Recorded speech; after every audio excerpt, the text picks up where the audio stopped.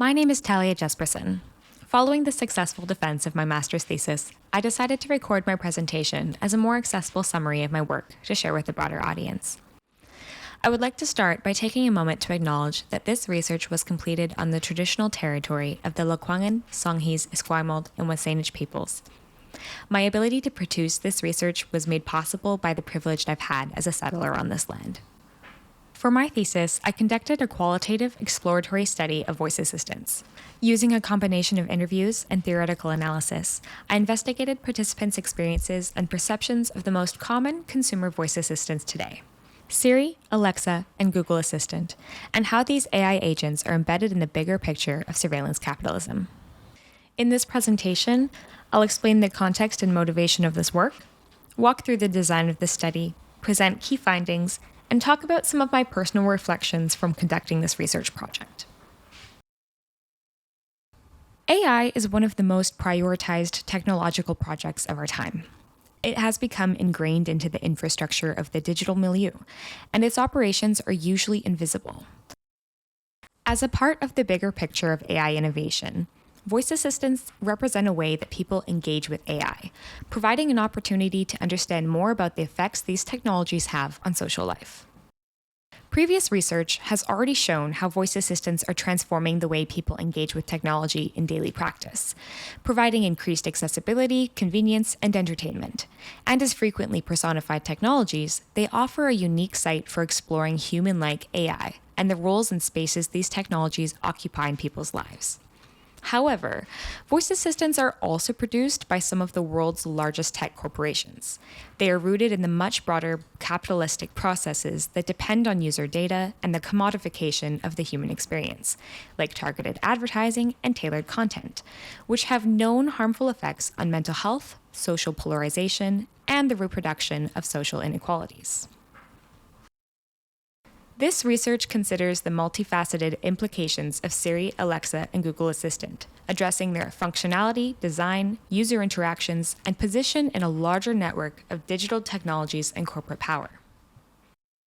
It serves as an exploratory examination of voice assistants based on the following guiding research questions. Number 1. In what ways do people interact with and rely on AI entities, and what role does the technology play in a person's life? 2. How are the interests of surveillance capitalism embedded in human interactions and relationships with conversation agents? And 3. In what ways do corporate interests shape how people interact with and form relationships with these technologies? For this study, I employed a critical research paradigm accompanied by a transactional and subjectivist epistemology and a historical ontology. This study included 19 participants between the ages of 22 and 30, residing within the geographical borders of Canada, who owned a Siri, Alexa, or Google Assistant-enabled smart speaker. Participants were recruited through shared promotional material on social media and word of mouth. Before each interview, I asked participants to fill out a short electronic questionnaire to collect demographic data. The interviews themselves were conducted either in person or on Zoom. They were semi-structured and lasted up to 1 hour. I took a latent thematic approach to the data analysis to maintain a better sense of participants' viewpoints. I initially coded participants' responses based on keywords, then consolidated these codes into categories from which I identified themes within the data that captured a more overall sense of participants' responses relating to the research goals.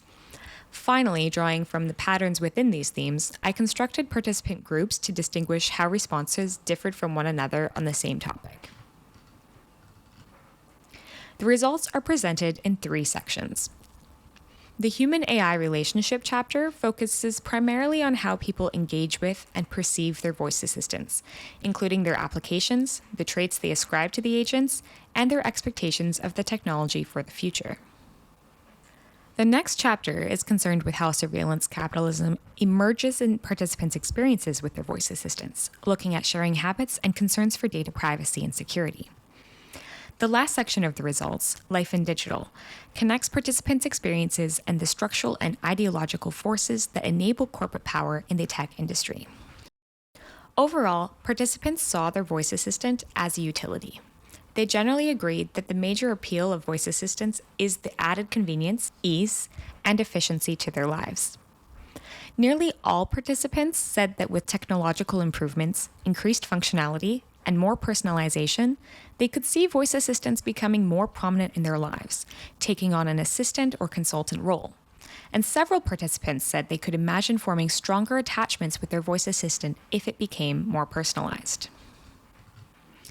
Given participants' trait descriptions of the voice agents, the results also explore anthropomorphization as a factor in the human-AI relationship. Participants generally had positive interpretations of the voice assistant's personalities, painting pictures of an amiable knowledge enthusiast with an encyclopedic memory or highly competent, good-humored office assistant.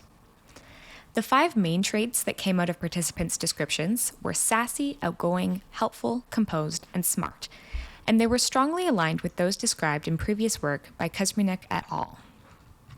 The dominance of these traits suggests that personalities are intentionally designed into voice agents. Meanwhile, as participants described, this translates to more positive and human-like interactions.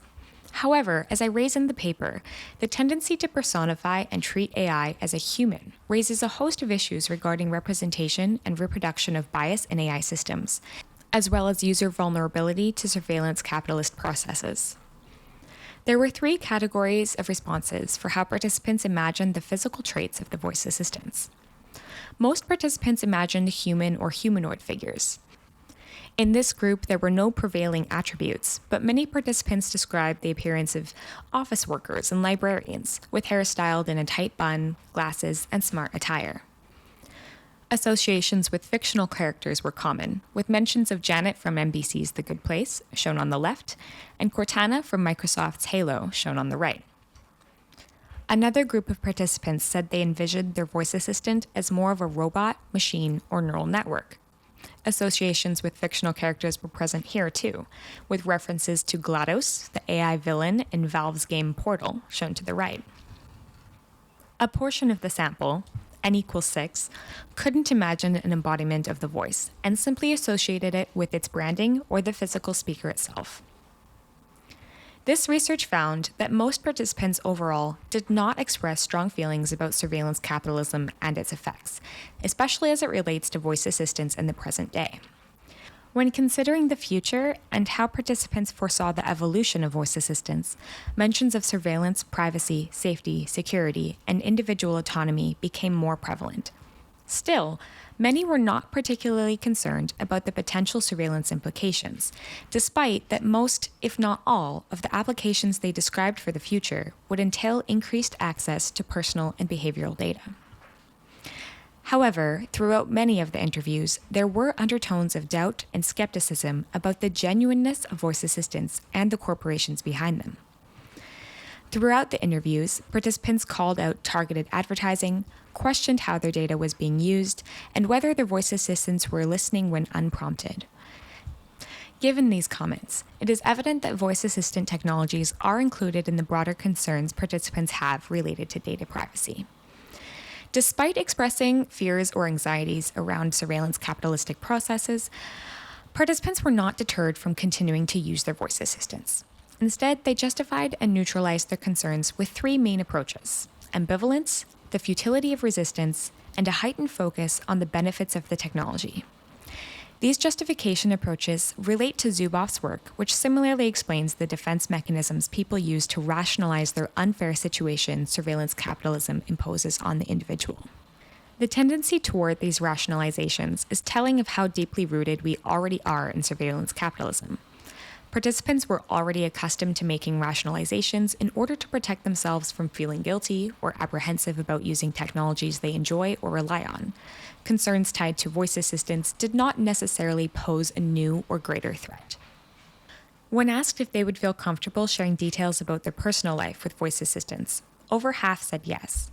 Drawing the boundaries of the specific kinds of things they would share, most participants cited sensitive information like social insurance numbers and banking information, but some expressed that there was nothing or very little that they were careful not to reveal. Notions that the parent company would have access to the information shared came up, but did not necessarily correlate with a need to be more protective, since participants felt their personal information was already being shared with these entities in their other digital activities. In combining participant responses and a more acute theoretical perspective, the last chapter finds how tech corporations have been successful at legitimizing their authority in digital life, utilizing narrative, law, and policy, all with minimal scrutiny from institutions and the public. Participants called out the problem of centralization in the tech industry. The interviews included no questions about big tech or that directly prompted participants to think about these respective corporations. Still, to varying degrees, participants in the study were able to see through the facade of big tech and recognize some ways corporations managed to assert their power. A few participants even directly pointed out corporate power and centralization in the technology industry as a problem. Meanwhile, comments inferring the motivations of the respective companies and participants' stories about the more corporate-feeling interactions with voice assistants highlight that corporate interests are present in people's relationships with voice assistants and that users may well be aware of this. Conducting this research was a lot of fun. I managed to collect some incredibly rich interview data, and I think I got some fascinating results. There were a few things about this study that surprised me. For one, I didn't expect that participants would have so much to say, and I think they were too. Participants mentioned having never considered some of the questions I asked, but as they talked through them, they were able to articulate some of the thoughts they had never had the chance to put words to. I was also surprised by some of the ways participants described they might further adopt voice assistants into their lives in the future, like life management and therapy. Another thing was how nonchalantly people approach data privacy, despite many people recognizing some of the issues at play. Initially, most participants said they didn't see their voice assistants as gendered as well, but she/her pronouns were by far the most common. Groceries and food preparation came up quite a lot. It seems like the kitchen is one place in particular where people feel they could use little extra help, and where a voice assistant can alleviate some of the stress. And I was aware of Google's partnership with Spotify to give away free smart speakers, but I was shocked at how effective the promotion seems to have been. 47% of participants in the study said they received their voice assistant for free, and several cited the Spotify promotion specifically. However, much of what I uncovered wasn't too unexpected. For example, given the simplicity of what voice assistants are used for, I didn't expect participants to have particularly close or meaningful relationships with the agents. I was merely interested in exploring how the human-AI relationship could be influenced by an array of factors, including design, user experience, surveillance capitalism, and the landscape of digital social life. While there were quite a few surprises, much of what I found affirms work that has already been done. The problem of bias and representation in AI systems is indeed present in voice assistants, in how participants gendered and anthropomorphize the agents, but also in how they are largely treated as coming from a position of objectivity, despite reservations one may have. Other findings were expected too, because of course it makes sense that positive human-like qualities would heighten the user experience, and that visualizations would be subject to cultural influence and portrayals of AI in the media. However, this study is unique in that it focuses on participant experiences and considers the broader contexts that shape AI and how people come to understand and engage with it. It explores some fascinating positive aspects of interactive AI, especially in terms of accessibility and ways that it can improve people's quality of life, but also in the more concerning points where users are vulnerable to exploitation. While it doesn't prove surveillance capitalistic processes in voice assistants, it does reveal how ruthless practices around data privacy more generally might translate into people's interactions with AI as well. It reveals some areas to proceed with caution, especially given how quickly people are willing to justify questionable practices and give up their personal information for improved functionality. This work demonstrates that we can't take human-AI relationships at face value. Innovation around voice assistants and interactive AI will inevitably shape people's relationships with technology for good and bad. There is a lot to consider, and many forces are at play. But understanding this can hopefully allow us to minimize potential harm and increase benefits overall. My own position in this research was a little tricky to reckon with. Even though I take such a critical approach to technology, as a young person in a tech integrated life, I find myself making justifications for some services and devices I use. I see myself in a lot of what participants had to say. I catch myself feeling guilty for using voice controls or engaging with social media because I should know better. And I feel like a contradiction when I use Google applications when I've just written about all the harmful and problematic things the corporation does. Being critical is difficult too, because while I think it's so important to understand all of the bad things going on with tech and the threats posed to people's well-being, I often feel like I'm walking a fine line between critique and paranoia, and I don't think it's useful to overlook the value these technologies can have. Doing this research taught me not to feel guilt and shame for any contradictions between my writing and how I enjoy my digital life, and I don't think that makes what I have to say any less meaningful. If what I am trying to achieve is a move toward relationships with technology that make people's lives better, I don't think avoidance is the answer. Because for me at least, it's not sustainable, and it completely eliminates the possibilities of experiencing tech positively. I think it's much more worthwhile to flag the moments where something feels fishy and investigate further. Learning and talking about issues in tech generates awareness which has far more potential to translate into action when the moment strikes. With that, I'll wrap up. I'm so grateful to have this chance to share my work with you. Thank you so much for listening.